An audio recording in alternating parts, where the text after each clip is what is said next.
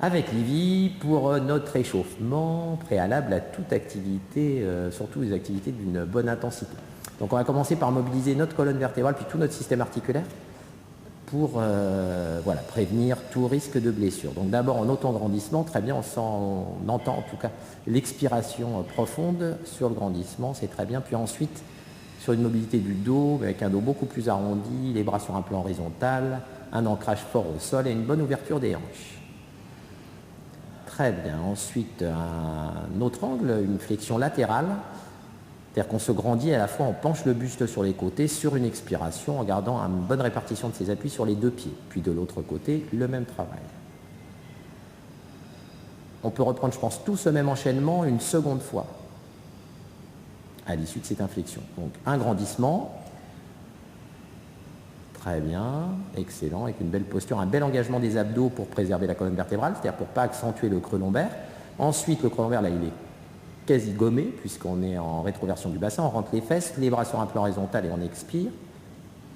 Et puis ensuite, encore une fois, en flexion latérale d'un côté, c'est-à-dire on se grandit à la fois, on se penche de quelques degrés, pas excessivement. Et puis de l'autre côté, même travail, on se grandit et on se penche. Sur l'expiration, très bien, justement réparti sur les deux pieds. C'est parfait. Puis on va aborder un échauffement maintenant plus cardiovasculaire. Ah oui, pardon, j'avais omis la rotation. Oh là là, terrible, je suis pris en flagrant délit de mission de rotation. Donc voilà, avec une rotation du tronc, avec une tête bien fixe. Ce qui est intéressant là, c'est la dissociation au bas. C'est-à-dire qu'il y a une vraie mobilité sur la partie haute du corps et puis une vraie stabilité sur la partie basse. Regardez, le bassin est totalement figé. Et seule la ligne d'épaule se mobilise, ce qui va nous permettre de stimuler le milieu du dos, mais également les obliques, la taille.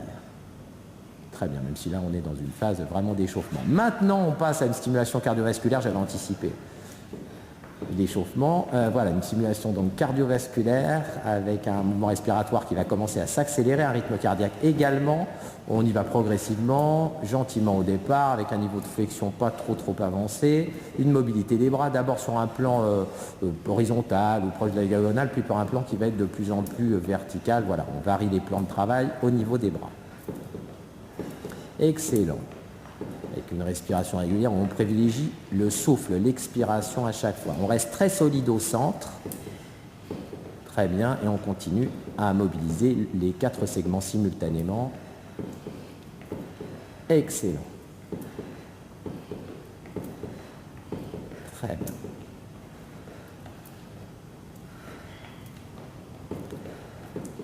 C'est parfait, un beau dynamisme, je souhaite que vous ayez le même vous à la maison.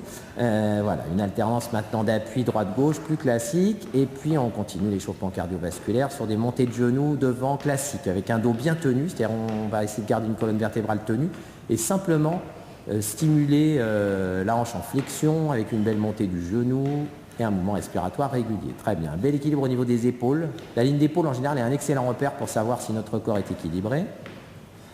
Et puis il y a là on commence à avoir une vraie dépense énergétique sur cette phase. Super, un mouvement respiratoire régulier. On passe à des talons-fesses en alternance. Très bien, on fait ça à la mesure de ses possibilités bien sûr. On peut être accompagné d'une musique. L'idée c'est d'avoir comme ça 2-3 minutes d'échauffement cardio pour prévenir tout risque.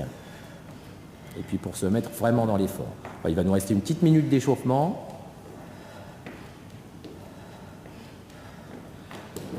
Très bien. Petit saut sur place. On alterne droite-gauche devant.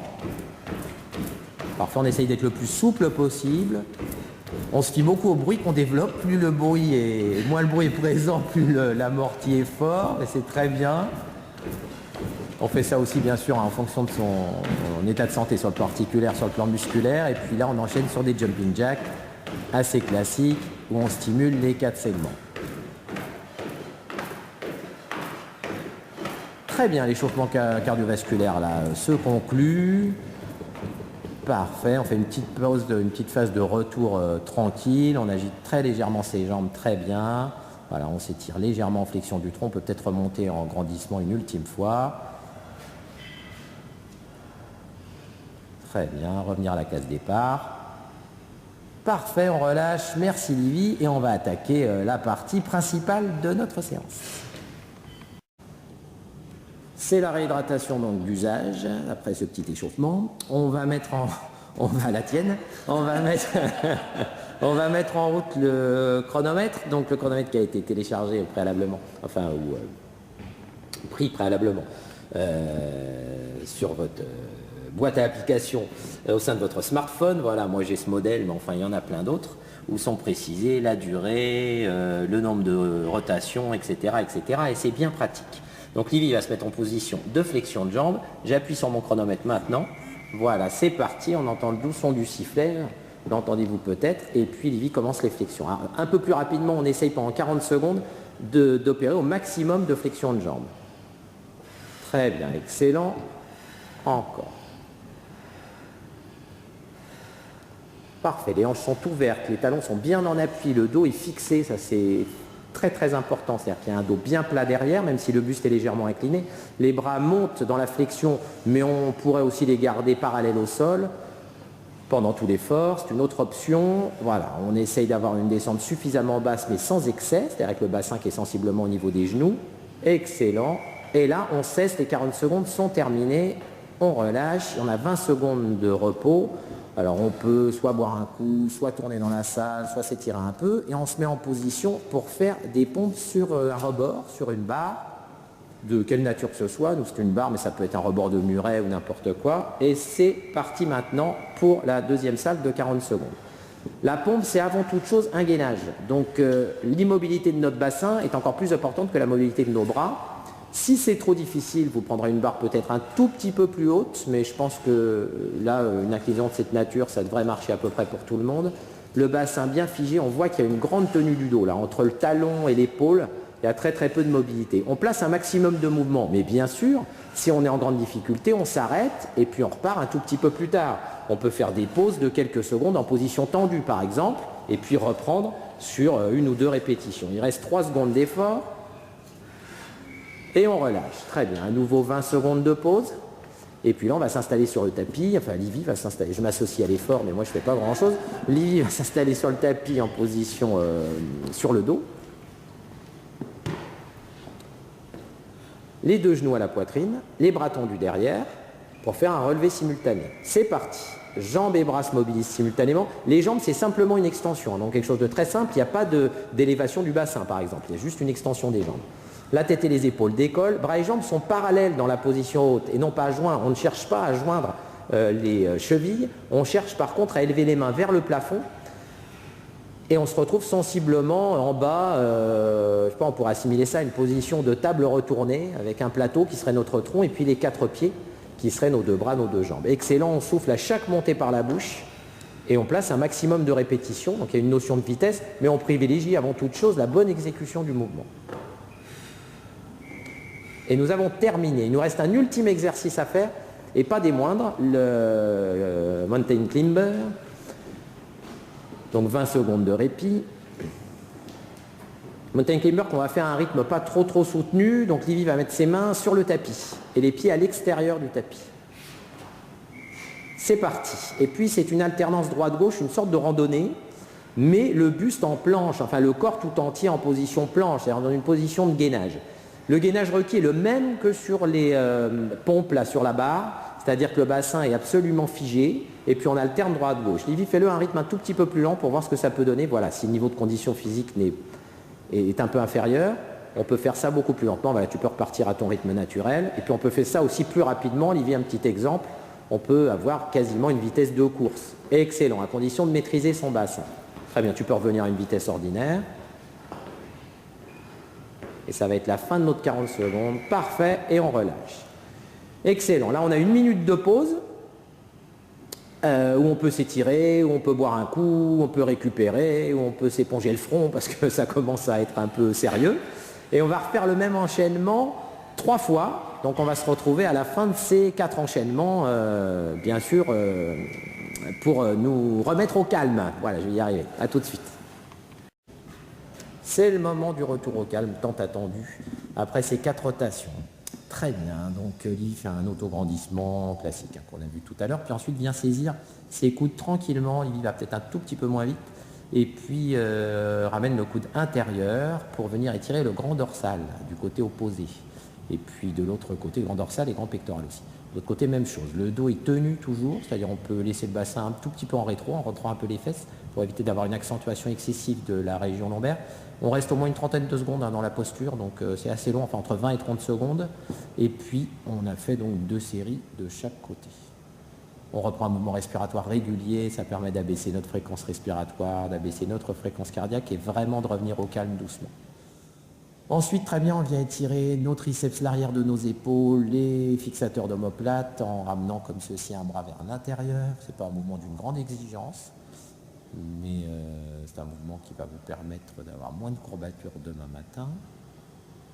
Très bien, on n'omet pas de privilégier toujours l'expiration. Ça, c'est une constante, hein, que ce soit en renforcement musculaire ou en étirement, mais plus particulièrement en étirement. Très bien. Ensuite, on fait un étirement sur l'arrière de la cuisse gauche d'Olivier en tout cas. La hanche droite reste bien ouverte, c'est-à-dire que la jambe fléchie, la posture de la jambe fléchie est importante. Il faut que le genou soit bien dans l'axe de la pointe de pied. Ta jambe est très fléchie, tu pourrais la fléchir un peu moins, peut-être. C'est pas grave, mais ce sera un peu moins exigeant si vous avez les cuisses un peu en compote à la fin de l'enchaînement. Le rapprochement, ce qui nous intéresse, c'est le rapprochement abdomen-cuisse avec un dos bien plat. Voilà, c'est pas mal du tout pour venir localiser notre étirement sur la chaîne postérieure. L'arrière des cuisses, le fessier, le mollet. On change de côté, même travail. La pointe de pied relevée, ça va accentuer un peu l'étirement du mollet, qui n'a pas été hautement sollicité, mais ça ne peut pas nuire. La respiration reste régulière, les placements sont bons, la hanche est bien ouverte, côté jambes fléchies, tout va bien. Très bien. Ensuite, tu as un étirement des adducteurs qui est un peu difficile en fin de séance, quelquefois, parce qu'on est quand même en flexion. Le bassin pas trop bas, le bassin un peu au-dessus de la ligne des genoux. Forcez l'ouverture des genoux à l'aide des coudes. Voilà, très bien, gardez un dos plat, c'est parfait, vous allez sentir l'intérieur des cuisses qui va pas mal vous étirer. Qui va pas mal s'étirer, pardon. Ensuite, voilà, on aurait pu pousser sur les mains pour se redresser.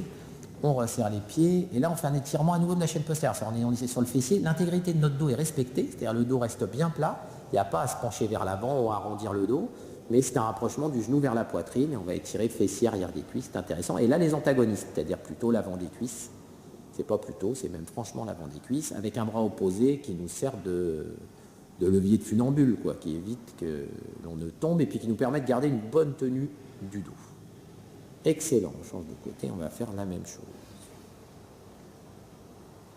On ramène genou poitrine. Profitez de ce moment, hein, c'est un moment très important de retour au calme, c'est un moment très apaisant, on est satisfait du devoir accompli, satisfait d'avoir consommé beaucoup d'énergie et d'être parti à la reconquête de son corps. Très bien. Et là, on étire bien l'avant de la cuisse.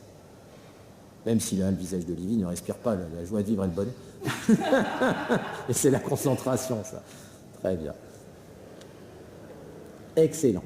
Ensuite, il nous reste une petite minute et demie d'étirement. Pas grand-chose, mais ça vous permet quand même d'étirer un muscle important, le psoas, qui est un muscle qui est à l'avant de la cuisse, à l'avant et en haut, au niveau de la hanche en fait, et qui est responsable de pas mal de problèmes de dos. Donc c'est important d'étirer. Ça c'est la version difficile, Olivier. Est-ce que je peux montrer la version plus facile avec le genou au sol? Voilà, qui est aussi possible. Pensez bien à la pose des deux bras, voilà, les deux bras à l'intérieur, c'est parfait. Pensez bien à la verticalité de la jambe. Là. La jambe droite d'Olivier, on la voit bien verticale.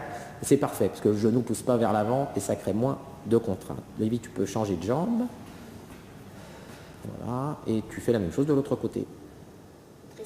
Non, non, la même chose de l'autre côté, avec l'autre jambe. Ah, pardon, ouais, excuse-moi, Olivier voulait tirer son mollet, et je l'ai empêché de le faire. Voilà, je suis un despote. Et alors, vous pourrez étirer votre mollet si vous avez du temps, parce que la période de retour au calme, elle peut se prolonger un peu, hein, ça ne va pas venir perturber l'enchaînement. Par contre, là, on va supposer que vous manquez de temps et que la demi-heure est bien suffisante. Et donc, vous allez vous limiter à l'étirement du psoas. Et puis, on va faire un dernier grandissement, les deux bras en l'air, les deux bras en l'air. Voilà, très bien. Et on va aller chercher droite-gauche dans le grandissement alternativement, mais avec beaucoup de maîtrise. C'est-à-dire sans que ça change quoi que ce soit au niveau de nos appuis. Limite, aligne bien tes pieds. Voilà. Et on garde des appuis bien stables. Et seulement, on va monter un peu dominant le bras droit, un peu dominant le bras gauche alternativement, comme si on cherchait à attraper un objet virtuel. Voilà, on fait ça sur 3-4 paires. Sans passer en force. Très bien. Et on relâche les bras doucement sur les côtés. Et Livy. Ah, superbe. Une sortie de scène remarquable. Je te remercie. Merci beaucoup.